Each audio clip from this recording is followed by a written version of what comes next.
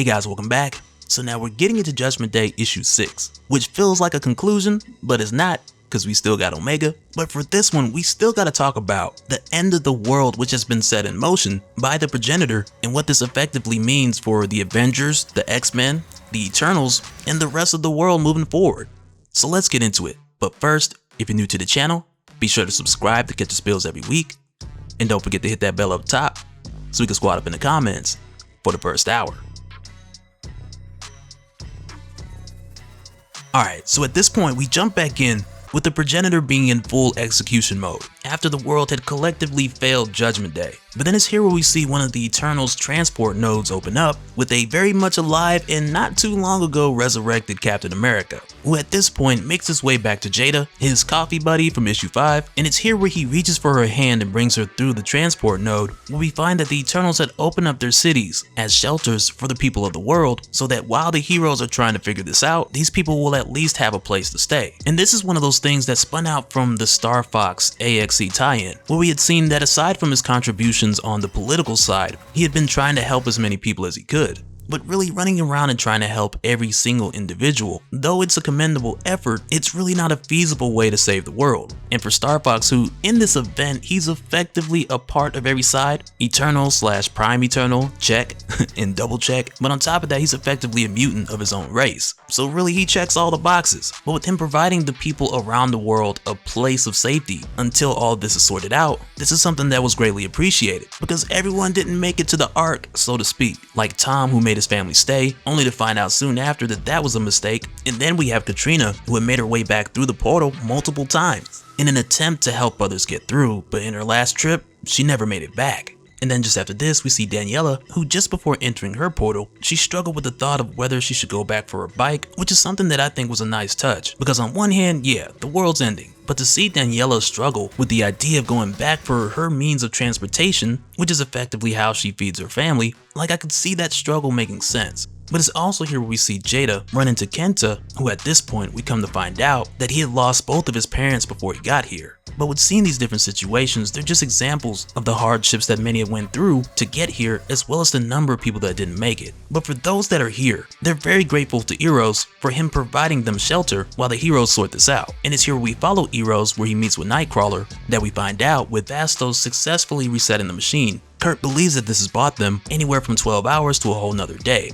But when Captain America shows up, he lets them know that it's not likely this will happen, because they haven't considered the idea of the Progenitor changing its tactics. And we quickly come to find out that that's exactly what it's doing. Because after all, this thing has inherited a lot from Tony Stark. Because when they used Tony's nervous system to build this thing, that was a red flag in itself. But it's here where we go back to the Progenitor, where we find that he's going for world destruction the manual way, because at this point he's now making his way to the reality loom that lies at the edge of the machine, so that this way he can simply just make the world explode, which now lets Eros and the others know that they have way less time than they thought. But at this point inside of the Progenitor, the team that we saw go in, they've been through quite a bit themselves, with Tony being judged not long after they'd entered, to where in his case, he passed, but on the other hand with Jean Grey being judged, with the sins of the Dark Phoenix weighing heavily on the Progenitor's decision.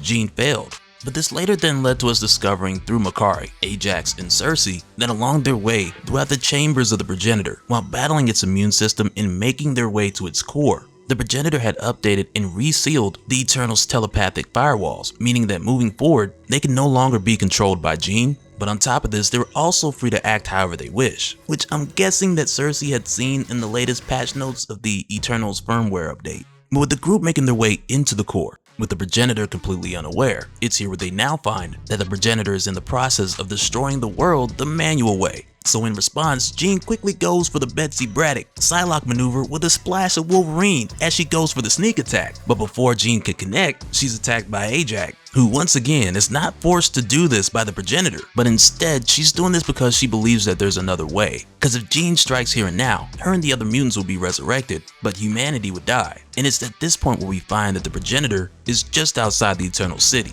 which is a short distance to the reality loom, which once again would have made Jean's attack super dangerous to humanity with the great number of human refugees that are packed inside. But then also with this being the case, Eros called for the armies of Uranos to open up so that every person who was ready and willing could do what they could to hold off the Progenitor.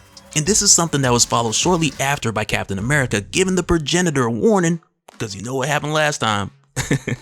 Which then caused the progenitor to be like, you want some more of this, old man? But of course, with Cap doing this and even all the people being armed and shooting at the progenitor, this was all really just to buy time and distract the progenitor just in time for Sign to attack, with Sign being half made and fresh off of the broken resurrection engines. But with Exodus giving her a power boost with the help of the other telepaths, this gives Sign enough juice to bring the progenitor to one knee. But even still, with all of this support, Sign isn't able to hold up for long, because she's literally not built for this much power, and soon after, this causes her to burn out.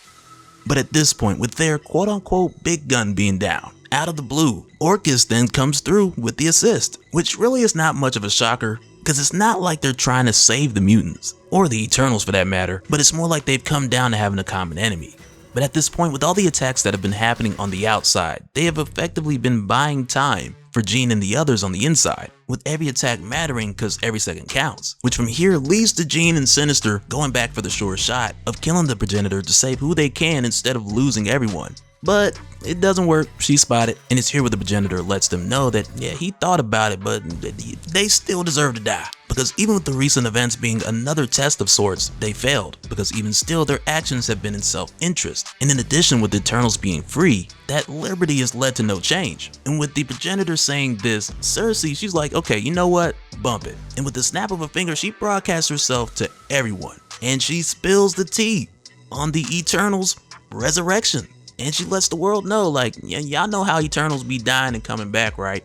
So now the way it works is every time an Eternal dies, it kills a human to resurrect us. And when Cersei says this, you can see the reaction all over the place. There's shock, there's anger, there's confusion, and Captain America even asks Eros if it's true.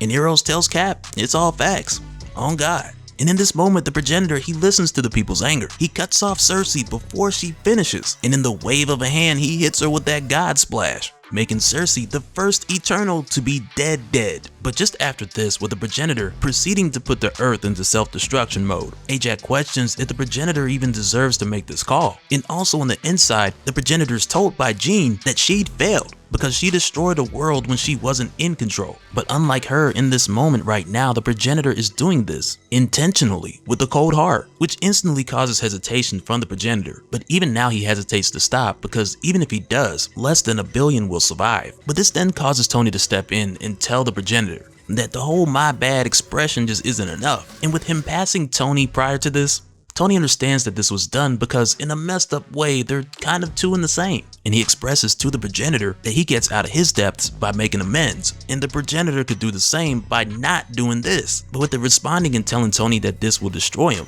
Tony just lets him know that that comes with the job of being a hero. And so with hearing all this, the progenitor stops the end of the world, knowing that it'll destroy him. But with doing this, he then begins to set everything back how it was. But in the process, he turns to A.X.E, who's one of his makers, and he asks her, is he a worthy god? And it's here where A.X.E says no, and she gives him the thumbs down. And with seeing this, the progenitor acknowledges that she's correct. And as he finishes putting back everything how it was, in his last words, he tells her to be better. And then it's right here, just like that, everything goes back to how it was. The progenitor goes back to being Avengers Mountain, all the destruction is undone, everyone's sent back to their homes, and those who the progenitor had killed directly through judgment, their lives are restored as well. Which as a result, this brings back Tom and his family. But as far as Kamali's husband, Arjun, he's still gone at the cost of resurrecting Sign. But in addition to this, everyone else, Katrina, everyone in the world, they all remember the events that had taken place. So for cases like Daniela, who's usually hard at work, when her mom calls her, she responds quicker, and she takes the time to see her every chance she gets. Then also Jada, she gets a text from Captain America, who wants to meet up and have some coffee.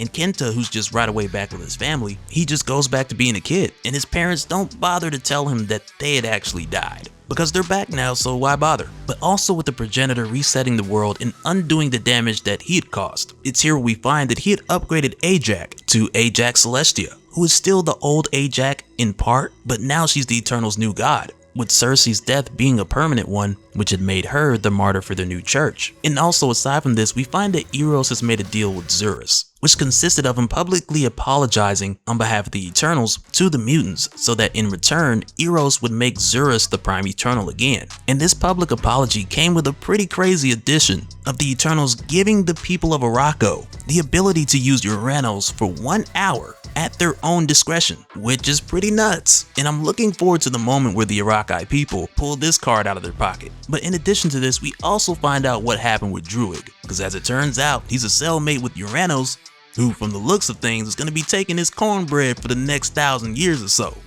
It's kind of messed up. But after this, we then come to find out that Jean is going to be sharing the resurrection program with the world, but she's doing so with an independent program that is separate from Krakoa called the Phoenix Foundation, which is actually a pretty perfect name. But her foundation will only utilize 5% of the Five's workload, and it'll prioritize the vulnerable, the weak, the poor, and those whom the world has abandoned, as well as having children be first in line. But aside from this, we go on to see that Ajax Celestia is moving forward to do her best to be worthy of her title so that she doesn't make the same mistake as her predecessor, because everyone can't be judged in one day, or at least they shouldn't be, because everyone should realize that any day humanity could go too far, and for that reason every day is Judgment Day. But also now, with everything kind of going back to normal, I think it's time that we start getting back to some of our other talks on Avengers as far as Death Hunters and Avengers Forever, since Judgment Day is soon coming to a close. And for a while we kind of left those stories hanging, so look out for more of that coming soon. And so now real quick, I'm going to give a special shout out to all the patrons. Thank you guys for all of your support. And for anyone who's new here who wants more information on how to support the channel, I got a link below, so we can go to patreon.com/dopespill. But that'll do it for this one, guys. Let me know your thoughts down in the comments below, and we'll do it again on the next one. Alright, later.